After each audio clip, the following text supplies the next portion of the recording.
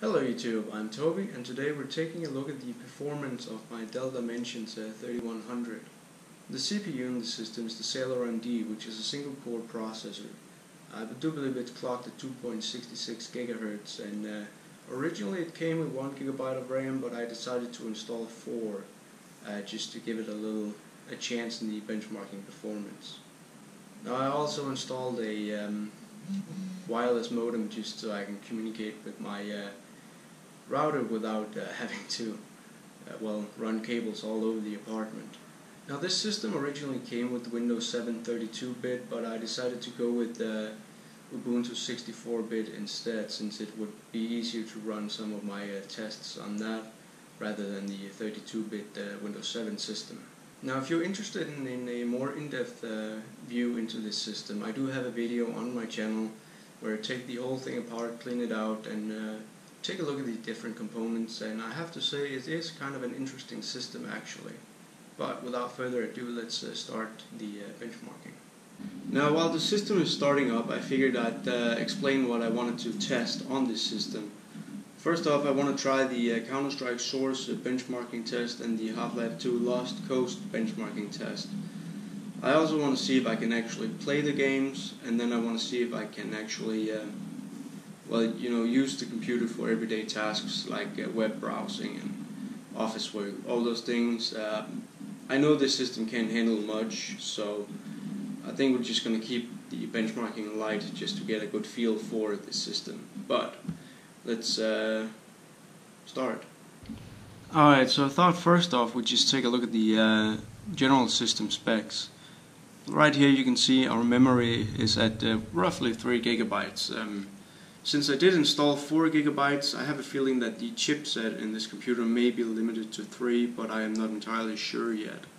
But as you can see here, we have the Intel Celeron clocked at 2.66 GHz, and it is a single core processor.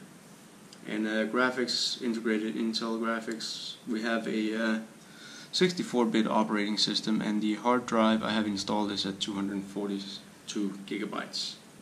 Alright, we've had a small hiccup. Ubuntu 16.04 was presenting some issues, so I'm currently upgrading to 17.04 just to see if this resolves some of the issues. So benchmarking is delayed a little while. It's not going to be long for you, but for me it's probably going to be a while.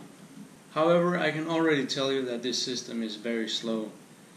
I mean, Ubuntu should be somewhat light of an operating system, but it is quite slow on this single core processor, so I'm really excited to see how well it fares in the benchmarking, although I don't think it's going to fare very well. So from the looks of it, we'll not be able to benchmark Counter-Strike Source or Half-Life 2 Lost Coast. But this is not a big disaster. We'll just have to try regular Counter-Strike and Condition 0. We can still see how well this runs, your browser and all that. But for right now, let's try Condition 0 and see if it'll even run. Alright, so far Condition 0 looks alright. It is a bit laggy though, so I wouldn't expect too much out of it. Well, shit. Alright, so as I was saying, Condition 0 is actually playable. It is stuttering quite a little bit, but it's nothing too bad. I mean, it is. Damn it. It's been a while since I've played this game, actually. Believe it or not, this was actually the first Counter-Strike game I played. And I still suck at it, but yeah, I'm not sure how evident it is for you, but it is stuttering quite a bit. But it is nonetheless playable. I almost feel bad not being able to test Counter-Strike Source, since that would be awesome if that could actually play, but I'm not quite sure why it won't. I think it's because the OpenGL version on this system is too old, and I cannot seem to upgrade it. Alright, let's try the regular Counter-Strike. Alright, so as it looks, the regular Counter-Strike is actually also very playable. Doesn't seem to be any stuttering at all, actually. So I think we found out where this thing can actually play. Not that Counter-Strike is that popular anymore, but it's nice to know that you can at least get some of the older games to work. Let's try and watch some YouTube videos on this thing. So we're currently watching a YouTube video, and I'm not sure if it's a 360 or 480p, but oh yeah, there we go, 360p right now. I did try and put it up to 480, but it did not seem to respond to that. It's not really responding that well right now, so yeah, it doesn't really seem like it wants to switch from 360 to anything else. And as you can see, it seems to be, well, I'd say skipping a bit, you know. It's got some little hiccups in it, so definitely not the greatest system for YouTube. Look how slow that is. I just minimized and it still tried. There we go.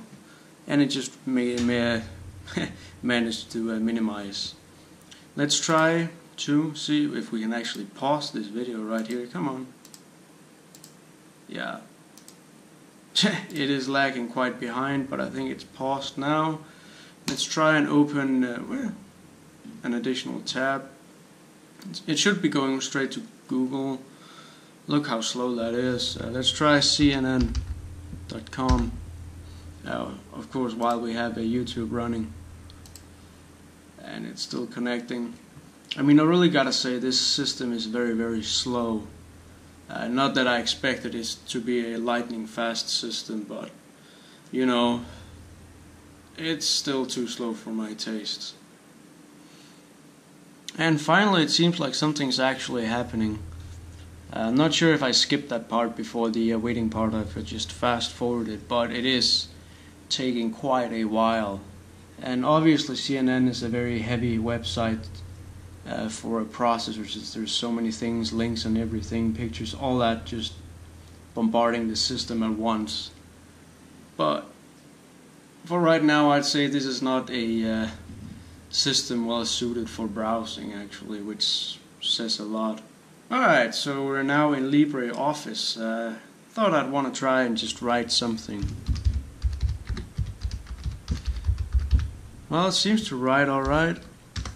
Let's try and change the font of it right here. Let's try, I don't know what that is.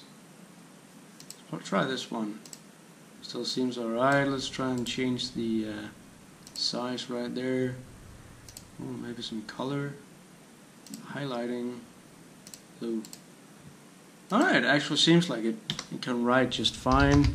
Just gonna write some random stuff right here. Yeah, seems alright with writing.